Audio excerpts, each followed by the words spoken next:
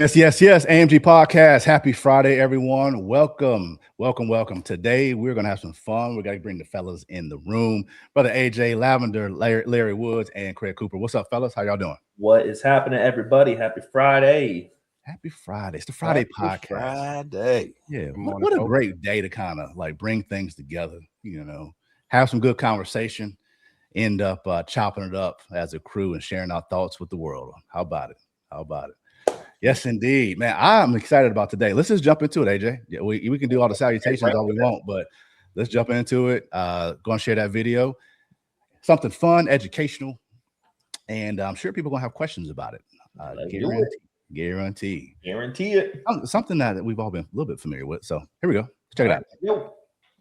For the wealthiest family in the world and used a secret system called the Waterfall Method to continue growing their wealth for 7 generations. I'm going to expose what the Waterfall Method is. John D. Rockefeller founded Standard Oil in 1870 and took control of the entire oil industry, becoming insanely wealthy. But that's not even why he's considered the savviest man to walk the planet. During this time, there were many other wealthy families, such as the Vanderbilts, who were actually wealthier than the Rockefellers, but sadly lost their money 4 generations down. John D. Rockefeller knew this could be a problem for his family after he passed away, so he created the famous Rockefeller Waterfall Method to ensure his family never went broke. Here's how the Waterfall Method works. Every single individual in the Rockefeller family received a very large life insurance policy. The beneficiaries of those life insurance policies always tied back to the trust, and inside the trust was a cash value life insurance policy, which was used as the family bank. Family members could take loans equivalent to the amount inside the cash value, and when they died, their death benefits would pay back any outstanding loans, thus reloading all the funds they used throughout their life. This is the Waterfall Method, also commonly known as infinite banking. If you want to learn how you can set this up for yourself, comment the word waterfall,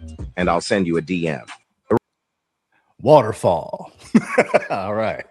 Waterfall Method, man. All right. First of all, little disclaimer here. I know, Woods, you probably, itching. Little disclaimer here. We are not going to be talking about infinite banking. That's right. Okay. Yeah. We're going to talk about the strategy that the Rockefellers put in place. We're going to talk about what the Vanderbilts have done. We're going to talk about some basic ground level ideas, strategies that you can implement using life insurance, trust, etc. So not teaching on infinite banking. Let's be 1,000% clear on that.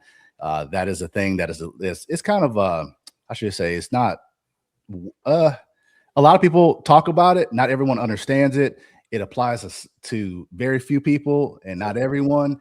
It means different things. It can get very, very sloppy, and we want literally nothing to do with it in regards to this conversation. Is that good? Amen. Amen. All right, cool. All right, there we go. So any of our partners that see this, there you go. All right, cool. Waterfall Method. All right, let's start with you, Woods. So we see this. Where's your brain go right off the rip? It's a beautiful strategy. It's an absolute beautiful strategy. Now, safeguards have to be in place inside the trust, but it is a way for, let me just say, it is possible for every American to do this at their own level. Oh, okay. Do tell. Because if I'm over here in my past and who I used to be when I was growing up, I'm looking at this like, yeah, that's for rich people. Mm-hmm. I can't do that. Right. That's one way to look at it. But if you expand, get away from the trees so you can see the entire forest, you will understand that everybody has their own level, and this can be implemented on their level. So basically, get in where you fit in. Get in where you fit in. Right? You don't have $1 million to put or to start this thing with. You don't have $10 million to start this thing with. You have $300 to $500 to start this thing with. You can start this where you are. Right. You just have to have the mindset and the discipline to do it. But is it worth it, guys? I mean, I've only have $300, $400, $500 a month. I don't have $1 million. Is it even worth doing? I don't know. It seems like it's not for me. It doesn't seem like it's worth it. What do y'all think about that mindset? Worth it? Well, if you care about the generations coming in behind you, I would say yes. Now, if you all out for self, then no, it's not worth it. Okay. Well, you putting the cookies down where everybody can reach it early. Okay. Absolutely. Okay. We already in the paint. All right. Cool. I'll have to create a segment with that. There's an overlay that's in the paint. In the paint. That's it, man. Dude, we should. All right. Now we're going in the paint. And AJ, you have a little flyer that goes by. So, hey, cool. So what's your thoughts when you see that? We've obviously, we all been around for a little bit. We hear this. We talk about it. What's your thoughts as you listen to this? Well, piggyback off of Larry, I mean, it is an excellent, almost a foolproof strategy. Obviously, you do have to have safeguards in place within the trust. But what I really think is, you hear about the Rockefellers, Kennedy, so on and so forth. They need to do a case study on the Johnsons. There's somebody out there who has $200 a month who said, you know what? I know this is for rich people, but I think this is for me too. And I went ahead and took a chance. And a generation or two later, that $200 a month turned into a sizable death benefit in a trust that'll set up properly to where future generations who had no chance, who had no idea about this concept, are bearing the fruit of what Miss Johnson did 40 years ago. Ooh, you coming in hot. I like it. That one more time, Coop. So true. Well, let's find a case study on the Johnsons, the Jenkins, the Watkins, okay, the Williams. Let's find case studies on all these individuals because that is so true. Here's what's funny. There's actually a lot of Johnson type families out there. You just don't hear about it. Yeah. Correct. You don't hear about it because one, they're not tooting their own horn. They're just handling their business. And it's a way, they're looking at it as a way to build generational wealth. All right. Since we already in the paint, I'm going to go there. Well, one part too is this. It's to the average human being, right? They're looking at it as the meal ticket, right? It's like, it's not sexy. You know what I mean? The average person doing it, it's like, okay, yeah, they leave generations, like you said, it's gonna be generations building, but then it's like, oh, but look at the Vanderbilts, look at the Rockefellers, 10 million, 20 million, 100 million, you know what I mean? It's that pie in the sky number that they're looking at, where if you just break it down to normal numbers, they're like, oh, that's just a run of the mill thing. Look at it on percentages though, not actual numbers. So if you look at, say, from when John D actually started it to some generations down, look at the increase in percentages from generation to generation. Look at the percentage. Maybe that's what we mimic it for everyday folk, right? Yeah. We look at, okay, they had X amount of percentage every decade, or maybe every 5 years, or every year, even whatever. How can I put a strategy in place with a trust and permanent life insurance and have my percentage increase match what theirs was? Our hard numbers are different, but our percentages of growth is the same. Very good idea. Versus getting overwhelmed by, like you said, AJ, like the 10 million or this and that, and and the idea of it too, like you said, it's I think to a poor mindset, it's not sexy. Yeah. To a selfish mindset, it's not sexy. I'm gonna say that one more again. To the selfish mindset, it is not sexy. Because this whole strategy and everything really isn't for the person putting it together. It's for everyone that's attached to you that you say you love. Yeah. I don't know about y'all. I wish I had a grandpa or great-grandpa, great-great-grandpa that did this for our family. If you're listening and you're like, yeah, I hear you, Mondo. No. Look in your own family and think about your grandparents and on great-grandparents. If they had something set up like this for the generations beyond them, don't tell me you wouldn't be a part of it. Don't lie to me and tell me you wouldn't. You would. You wouldn't find out about all this good generational wealth and opportunity and structure they put in place, find out about it and be like, I'm good. I'll pass. You wouldn't do that. So if you were like, man, that would have been incredible. Man, Coop, how often do we hear people say, man, I wish my parents would have, I wish my grandparents would have, I wish I would have. How often do we hear that, fellas? Oh, all the time. A lot. Do we want our lineage saying the same thing about us? No. So what's the first step then? What's the first step? What's the first step? If somebody says, all right, Larry, I heard what you said. What do I do now? You got to figure out the number, that magic number that works for your household that you want to start these policies with. Yeah.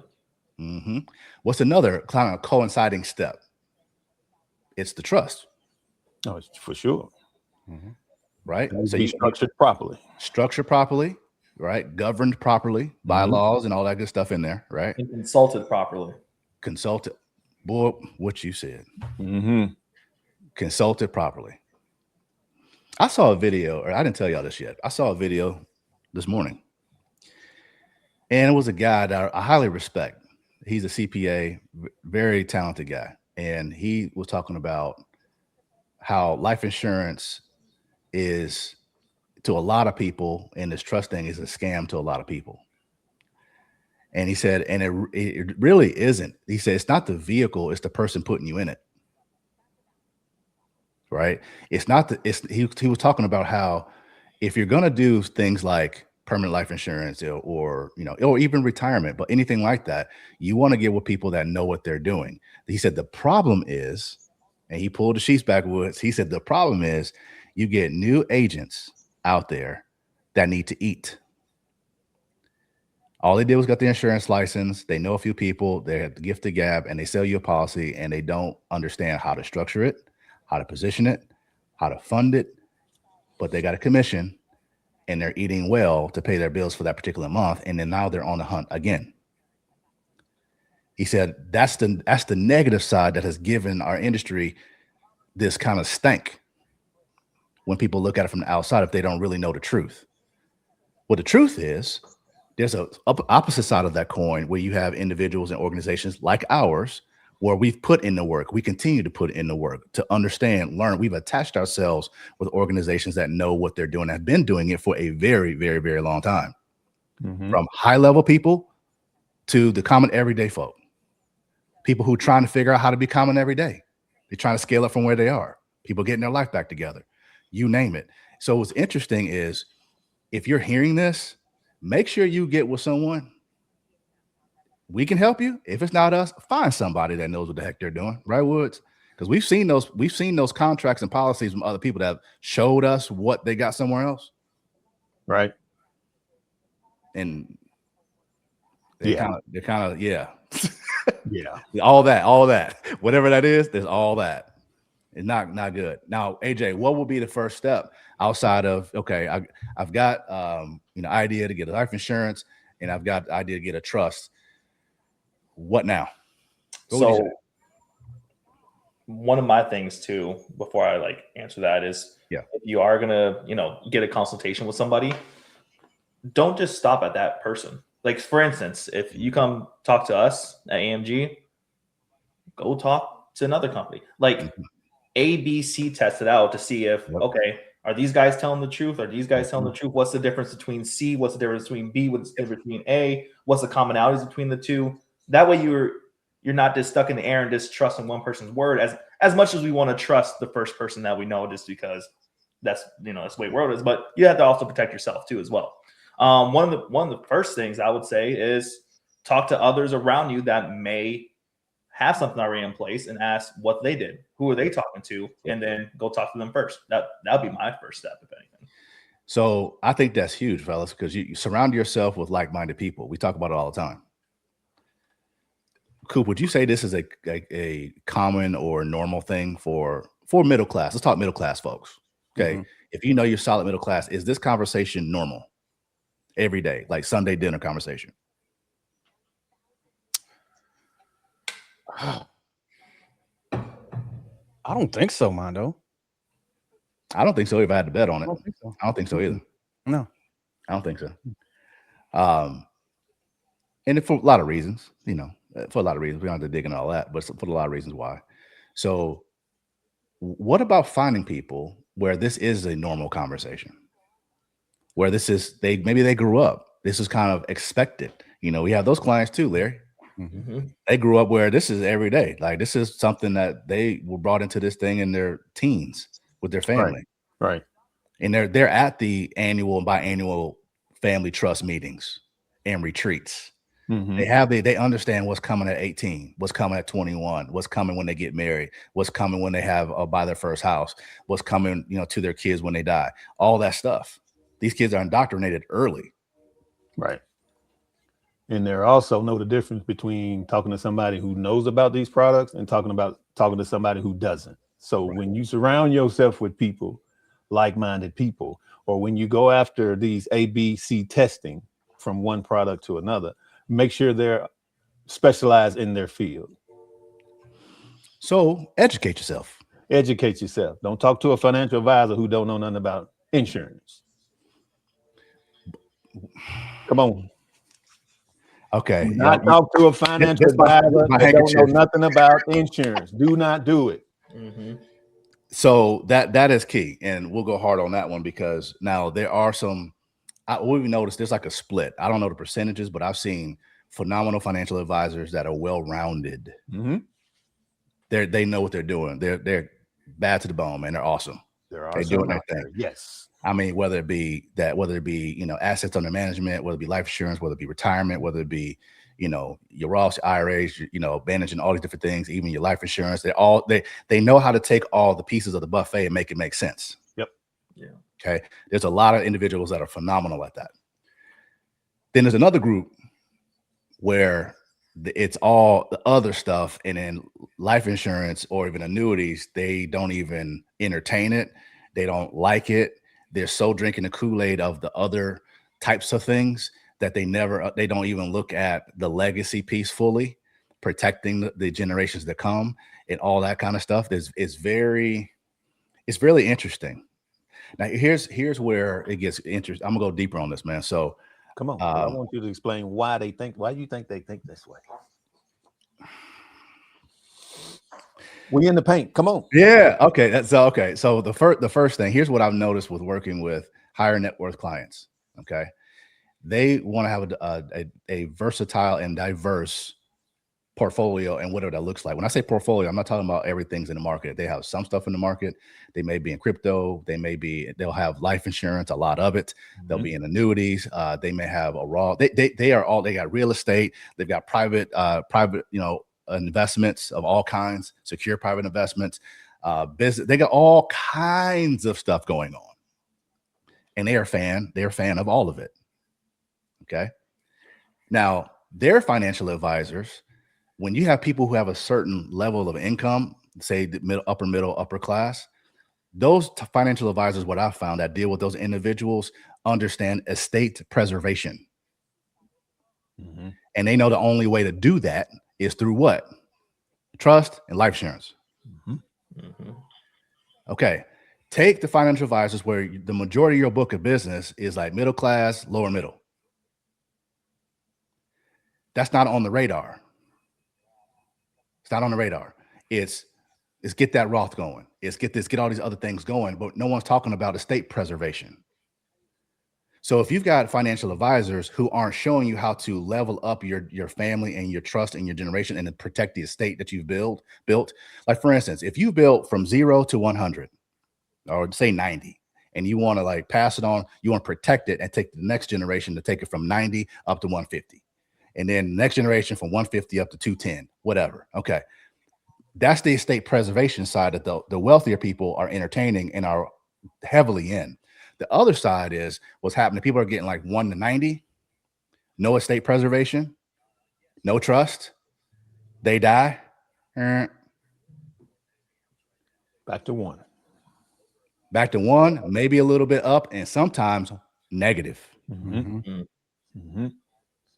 So now the kids come in, okay, well, I don't want having a dad that's I'm going to work in 81, 50, 80, 90, 110. They better than dad. Awesome. I'm 20 points up. Cool. But no one's teaching them about estate preservation because they got the same guy that dad had. Something happens to him. Boom. So it's listen to people. Okay.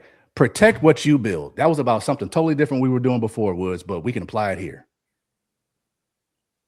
Now, I saw this one video where the Jewish community, it is mandatory. It's not negotiable. It's not a selection. It's not if I want to or not. It is mandatory that you get your affairs in order. And number one, when you're doing your financial planning, the first thing out of the CPA or the financial advisor's mouth and the client is how do we protect the family and the money for years to come? That's the first thing they talk about. It's the easiest thing. It's the easiest thing to talk about. Mm-hmm. That's right. That's a great point, AJ. And then all the other stuff.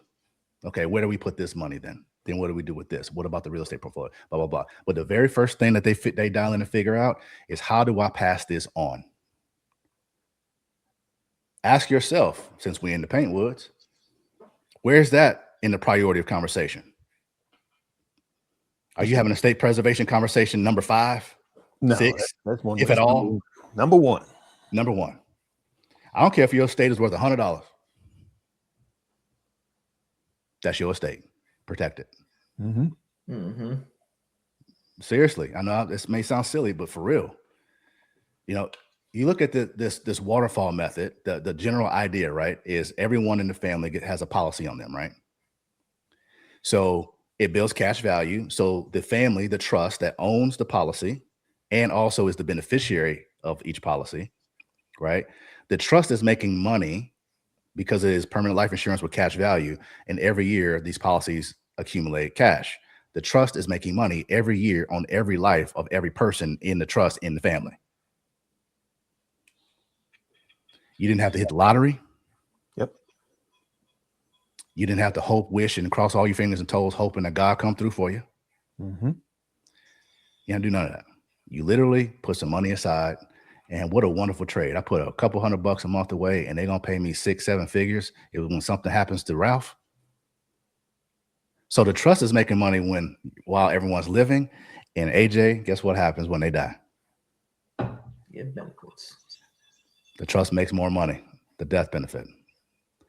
So now you got new trustees with a trust that they're over and managing, and it is loaded with cash from all the people that passed away, plus all the people who are living with high cash value accumulation. Because guess what? What's the only thing guaranteed in life? Someone's going to pass away. Yep. So you can look at every one. Dude, how it's dark in a way, but we just know how, like you said, you know how life is. Everybody going to die. Us, everybody. Okay. So with that, you can predict, if you're a trustee in this time frame, our trust is going to make $15 million for the family trust. Why?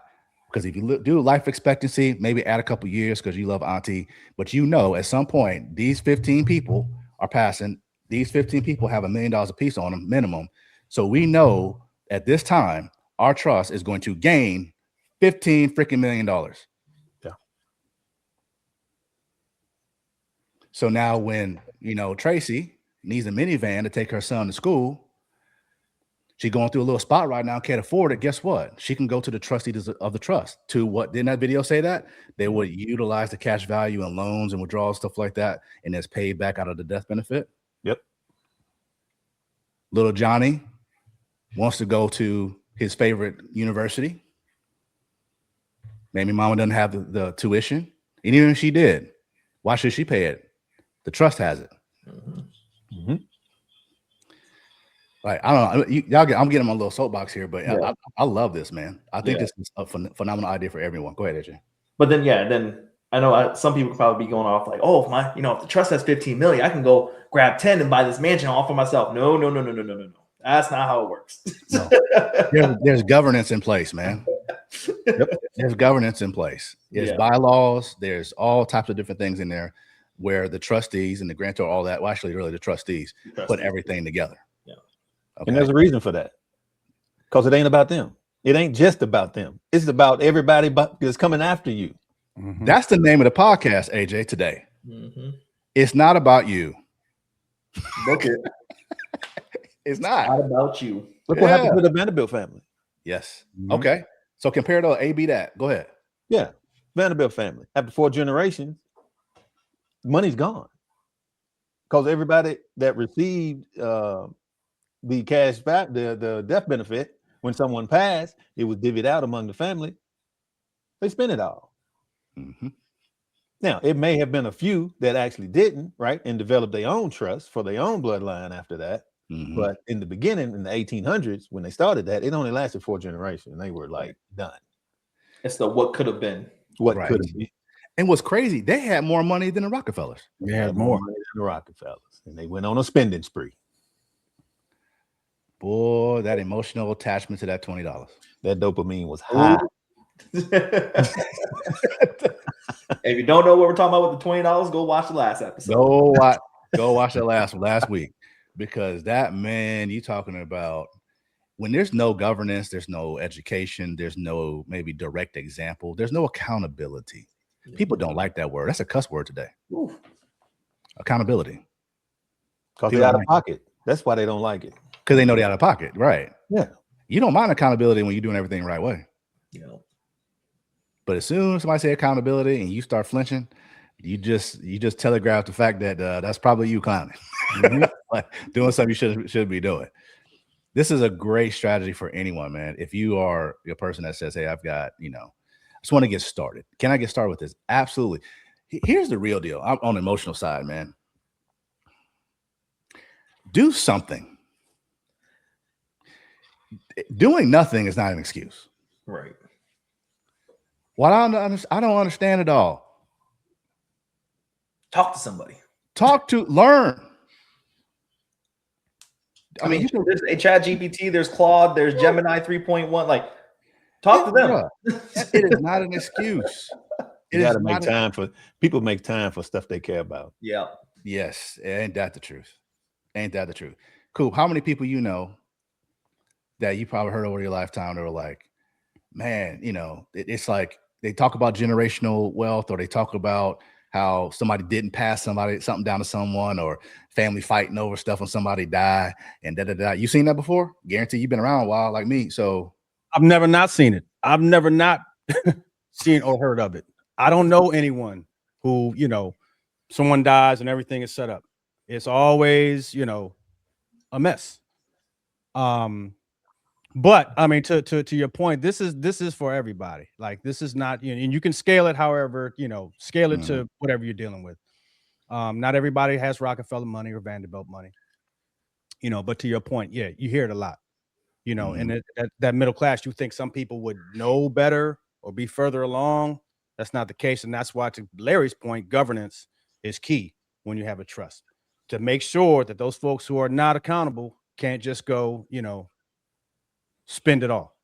Correct. Man. All right. So now, when I first heard about this, I went down the rabbit hole, right? Mm-hmm. And I started learning about it, this, that, and the other, of course, internet, YouTube stuff, blah, blah, blah. Then I started asking questions.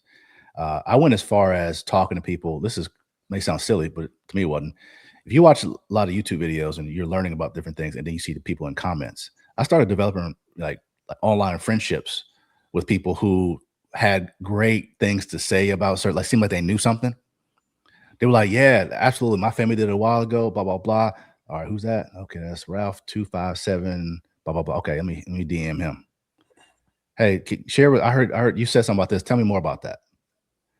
I started like trying to associate myself digitally with people and develop conversations where I could tell they knew something about this video, because they actually do it. Now, I did not DM the people that were saying, man, I don't know about that, man. That, I don't know, Coop. That seemed kind of, I don't know. I didn't DM those folks. I DM'd the other ones that had something great educational to say, or even just affirming what was being said, kind of high-fiving it. And just to learn little nuggets. Now, we're not besties or nothing, but, it's just online. You know how it is, AJ, just online conversation. And he was like, yeah, man, check this out. Share a video with me. Hey, check this video out. I think you'll enjoy it. You'll learn a lot. Okay, thank you, man. Boom, watch. And just go down the rabbit hole. And then he started talking like socially amongst peers, family. Here's what's great, because Coop, we've experienced this. Once all this kind of came about, our own family, literally, it became a thing, right, AJ? Like, everybody, all aunts, uncles, everybody, da-da-da-da-da. Next thing you know, the OGs in the family, the elders, are like, oh, this is available? Yeah. And right out the rip, they said, hey, AJ, Craig, Mondo, we need to get y'all involved in this. We're old. You know what I mean? We try to figure this out. Better late than never. I was just about to say the exact same thing. Better late than never. Yeah. Yeah. And our elders are in their 70s and 80s, guys. Like, Yep. 70s and 80s. And they are putting all these things together. They're putting up, all the bylaws. I mean, they spent some time on that, AJ. You know what I'm saying? Like, even Coop, when they talked to us, it was like, man, y'all really put some thought But they're supposed to, Woods, right? You know what I'm saying? They're supposed to. Right. They want the legacy to continue the right way, funded the right way. There are a lot of moving pieces that has to be nailed down. And it's cool because it's in honor of their elders.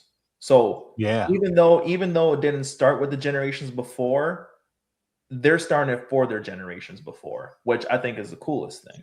Yeah. Because they honor in certain ways, which I don't want to display, but they honor in certain ways within the trust that if their elders or the generation before knew to do this, they would have done it. Right. Mm-hmm. They did it in their way while they were living, but they didn't understand anything about this tool. But if they did, though, they would have done it. So they're kind of going back, like, let's do what they would have done. Yeah. Mm-hmm. Think about how beautiful that is. Mm-hmm. Exactly. Right. To be in your 70s and 80s and you are honoring the people who actually were before you, that taught you all that they knew, as limited as it was based on current, knowledge. Right. But you're still thoughtful enough to honor them in this way. That's a beautiful thing. It is, man.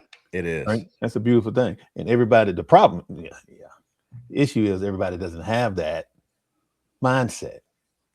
We have to get out of this selfish thing about deploying money to make babies. You have to stretch your mind to understand the tactics or the strategies used by people in high income brackets, right? Like, for instance, the upper middle class trying to get over into the high class or to take that next level when they're already maxed out every program that they've been taught, 401k, Roth, whatever. They make too much money for those. They can't put no more money in those. So where do they go next? These are the people that care about self. When I say that is they don't understand insurance, right? They don't understand how the insurance part works. They don't want to have that death benefit waterfall for the next generation because they don't like what it costs to do it. So they establish a water plug. Theirs is the water plug method. Water plug method. Not thinking about their own kids, not thinking about the generation that put them in this position that they had or had anything to do with them along the way to where they are today. Not even thinking about that. They're only thinking about right here, right now. That's sad, man. If you really sit on that, that's sad, man. It is. That's sad. Because I don't think anyone, I mean, most hardworking, folks that are doing their thing in this category, of course they love their families. Of course they do. I don't doubt that. Of course they would, within their own understanding, do anything for them. That first part of that sentence was important. Within their own understanding, would do anything for them. Very important. Okay. But that within their own understanding, at that point, that's where fear sets in. Well, my understanding is I did everything I could do. I got to this point. I don't want to mess it up. So I'm not entertaining or educating myself on nothing else because I know what I know. I have what I have and I ain't messing it up. So no, Mr. Woods, I don't want to talk to you about life insurance.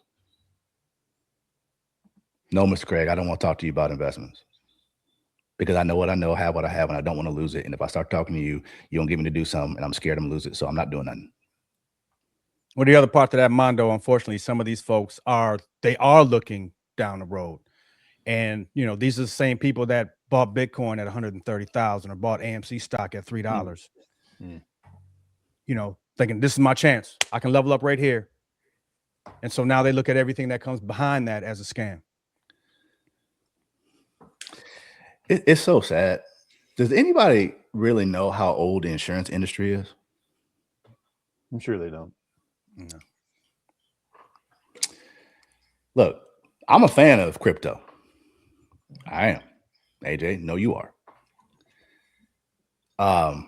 Crypto ain't been around as long as life insurance. Just saying.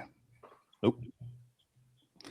I'm a fan of certain tools in the market.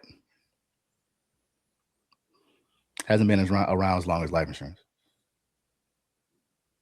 Hasn't. So, but it's not sexy. right? And you know what we mean by that. I hope people listen like know what we mean by that, right? It doesn't give you all the chills, the willies. Like, no one's going to the barbershop talking about their life insurance policy. Yeah. But they'll talk about all these other things that we just mentioned, whether it be crypto, this, that, and the other. But I've never heard a life insurance conversation in a barbershop outside of the life insurance agent walking in trying to sell something. Mm-hmm. Okay. But if you really think about it, that's that inconspicuous guy, lady coming in, literally having probably one of the most important conversations you could ever have. But everybody just kind of discounts them. Dismisses them. Here you go again. It comes down to that S word you said, Larry, selfishness.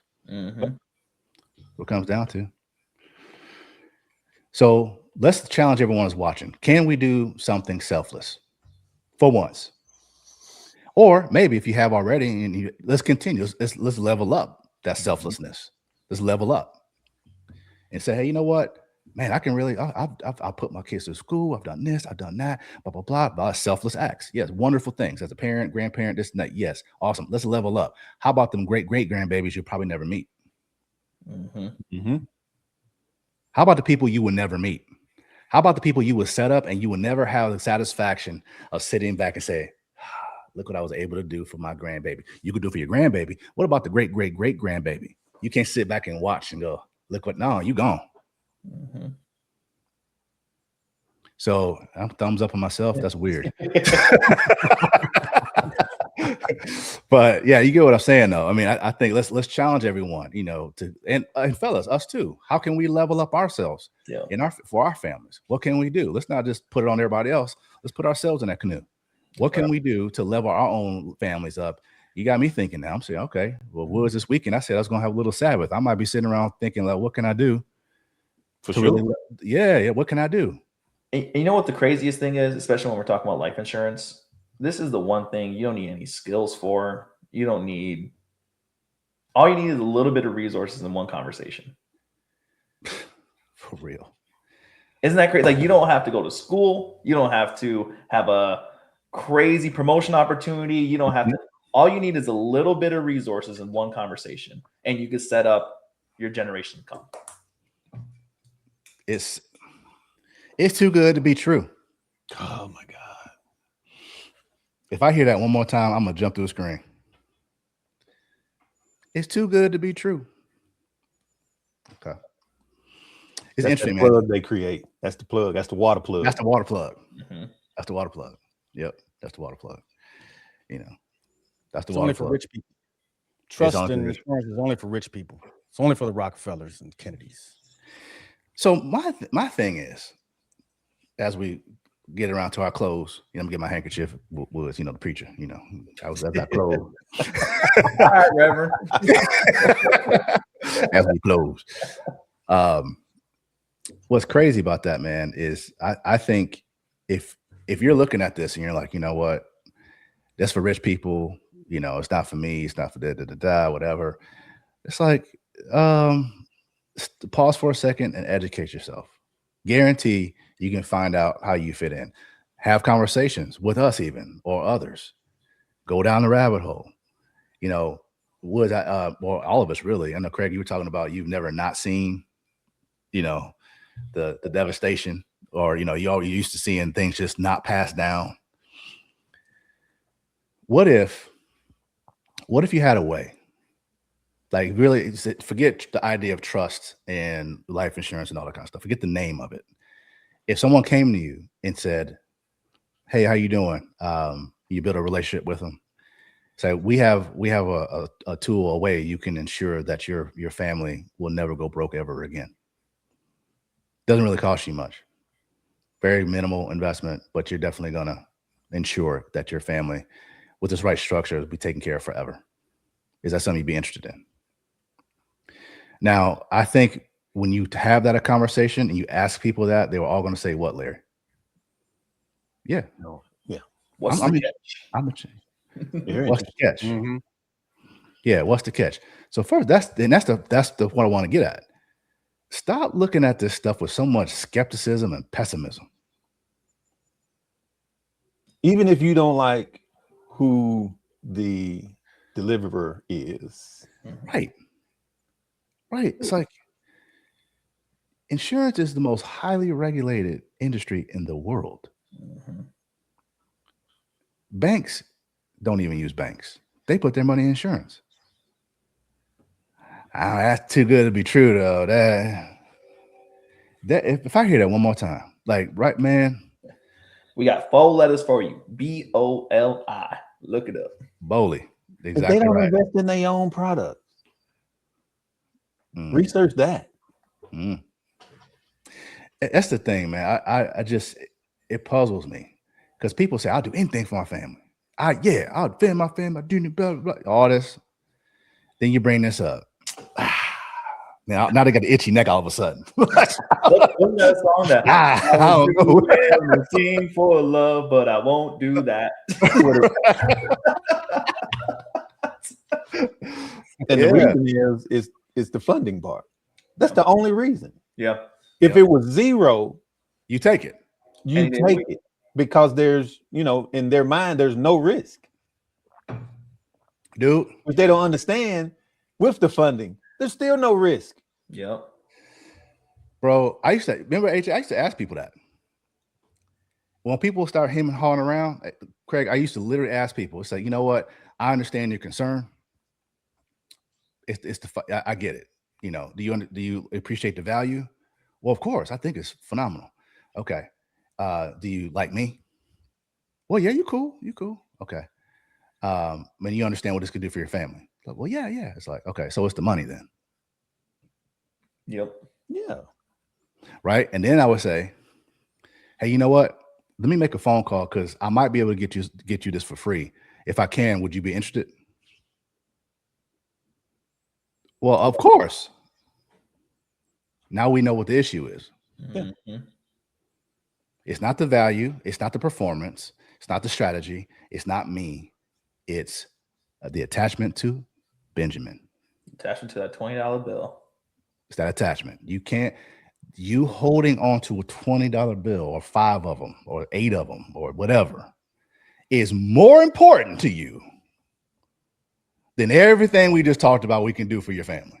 Yep. When you bring it down to that level, Woods,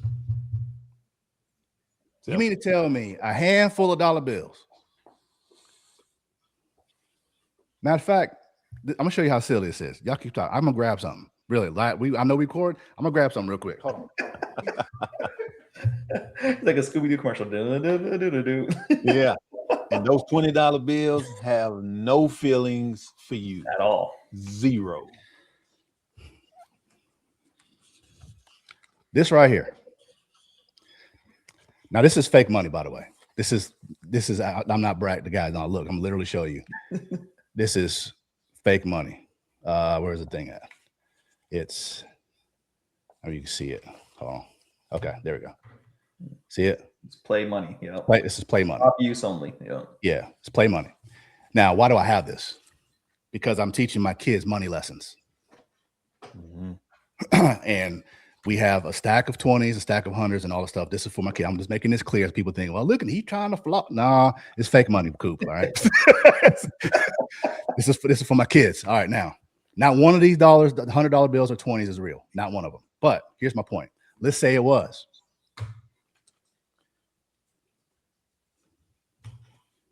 Two of these.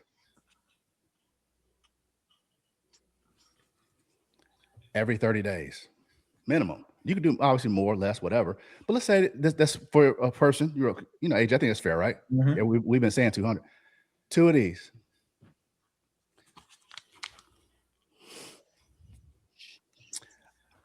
I don't know if I can let go of this.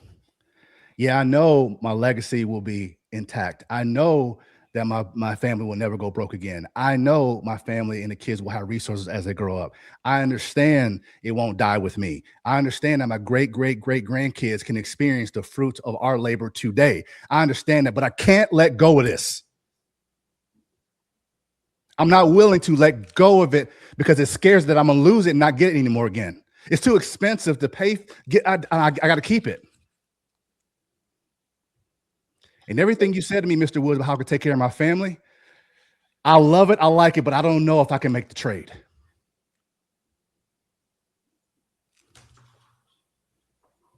That's what people say to us, man. Mm-hmm. Just make sure if you're listening to this and watching us today, that it's not you doing that to your family. Because I wish there was if you don't do it, I wish there was a camera on you showing your family a video of you doing this when you die and they got freaking nothing. Put your portrait on the wall of you doing this, holding some 20s, holding some hundreds, and put that next to your casket when they went broke trying to put your butt in the ground. You want to put it down where everybody can reach it, Woods? There you go. There it is. That's really what we're saying. I've said that to myself, man. So I ain't gonna throw people under the bus. That's why I do and have done and continuing to do things. Like I said, I'm gonna study this weekend, man. What else can I do? So I can deploy all this here. Coop, take it. It's like, I like what you said. I need more of that. Here, take it. Yep. Because what's coming back to my family is a whole lot more than what I just gave you, my friend. Mm-hmm. So we're challenging ourselves, challenging you, man. With that said, let's get some last words. If we got AJ, you started off, go around the horn, and we get up out of here, man. Like I said before, have a conversation. Start today. Real simple. Don't procrastinate. Don't procrastinate. Very good. Yeah. Cool. How about you, man? What you got? Believe it. That's it. 2 words. Believe it. This is not a scam. Mm-hmm. Brother Woods, wrap it up, brother. I'm gonna go geek out on Marvel today. Tony's dad says, I am limited by my time, and you are my greatest creation. Please take this forward. With that said, man, hey, trust me, with all the passion and intensity, we do love y'all. We do, trust me. We appreciate the time and all that, but please do not mistake our passion for anger or anything, frustration, anything like that. We just want people to take care of their families, win in life, just feel good about what you've done for not just for yourself, but for the family and your generations to come, man. So with that said, man, we appreciate you all. From the AMG Podcast, AMG and Associates, we love you. We'll see you guys on next Friday. Y'all have a good one. Oops. Later. Peace.